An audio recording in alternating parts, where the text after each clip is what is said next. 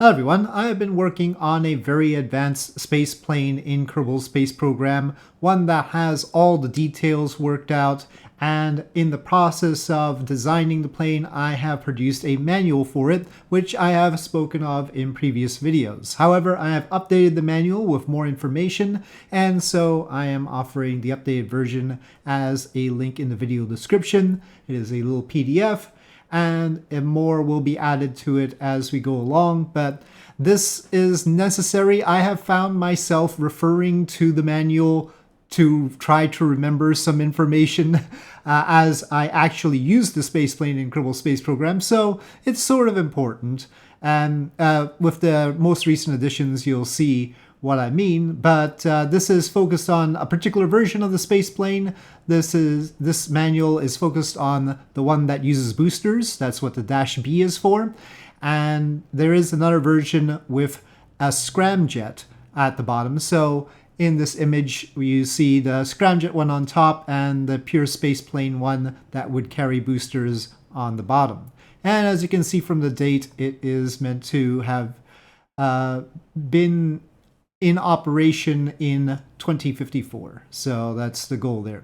So there's an introduction, basic vehicle layout, some images, and thanks to my Blender skills, I've also got some of the interior things. I indicate where the bulkheads are, crew compartment, details on the power system. See, that's the power system, where the batteries are, the fuel cells. There are 2 reactors on board and the APUs. And don't worry, the avionics are well away from the reactors, and one of the additions to this version is where the radiation shielding happens to be and where it covers. We've got the computer systems, comms, and we've got the engine information, where the RCS thrusters are, the technical names of the RCS thrusters, when I actually get around to making the switches for them, and the landing engines, how the boosters look. That's how the boosters look right now. The rocket sled option, which I never want to use again really. Where the fuel tanks are, as you can see in the frame there. And the discussion of the fuel tanks is the radiation coverage areas. Because of the fact that I don't want to carry a huge amount of radiation shielding, the radiation shields cover a very particular area to make sure that the crew is safe. But if the reactors are really running at full tilt, they are capable of 200 kilowatts apiece. I suggest that anybody approaching the spaceplane approach from the front end here. Come down this way. Do not try to approach from the side. That is not part of the covered area. So, I mean, it won't kill you instantly or anything. 200 kilowatts is not like that. But if you're just standing there for a few hours, you're pushing it. But I mean, it's still probably okay. But this is meant to have the crew in there for a long period of time. If the reactor's at 200 kilowatts, they shouldn't be even in the crew area for more than 2 weeks. If the reactors are going at the amount that's necessary to power the spacecraft, which is 7 kilowatts, then they can be in the front indefinitely. So I discussed the radiation shielding there, and this is the whole mass breakdown of the thing, how much everything weighs, what it's made out of, and then special payloads. It's got a laser option. I discussed the laser option and what the laser can do and how it gets powered exactly. And then the controls. I have started to make cockpit controls, and this is the detailing of the cockpit controls. Overhead panels. These are images from Blender. And there are still some panels that I haven't done yet, but that's a new addition. The radiation shielding image, and then these panel images are new additions, and so is the performance data. There are 2 solid rocket booster options. There's the RS-RM3. It is the 3-segment version of the 5-segment boosters that currently fly on SLS. And then there's the BOLA 3. This is a 3-segment version of the boosters that would be the upgrade boosters for SLS. So if SLS gets that upgrade, then this is how it all works. So we have those two options for the Spaceplane, and that changes what it can carry. I do not currently have the performance data for what load it can carry with each option. It'll determine how much delta V it has at the end once reaching orbit. But anyway, as you can see, the thrust profiles are nearly the same, but not exactly the same. And then we have the propellant loadings. This is for different percentages. The main engines on the Spaceplane, the ASCA Spaceplane, have multiple modes. They're aerospikes, and they have a tripropellant mode that's hydrogen, oxygen, and methane. And then there's a Hydrolocks mode that's hydrogen and oxygen. And then there's just a Methylox mode, methane and oxygen. And so this is the various loadings that you can do, how much the spacecraft weighs, assuming a 6-ton payload, and also the normal supplies for the crew of 4, and also that the ISRU and landing engines are fitted. And then for each of the modes, there's the delta V, there's the burn time at full thrust, and the thrust-to-weight ratio with respect to Earth. Now, you'll note that the Hydrolocks seems to go up to 170%. And that's because if you've got it the way it normally is during launch, starting out in tripropellant mode, first it uses the tripropellant mode down to where the methane runs out, and then switches to Hydrolocks. So the Hydrolocks 100% is actually where it is when it hits the Hydrolocks mode after the methane runs out. So in a nominal launch, it'll go through this row, this row, this row, this row, and then after this row, it would go down to the Hydrolocks 100% row, and then continue on down from there. So that's why that's the 100%. Now, there's still an option, though, to not load in the methane and to just use hydrogen and oxygen mode all the way, and that's what these represent. So that's not the normal launch from Earth configuration.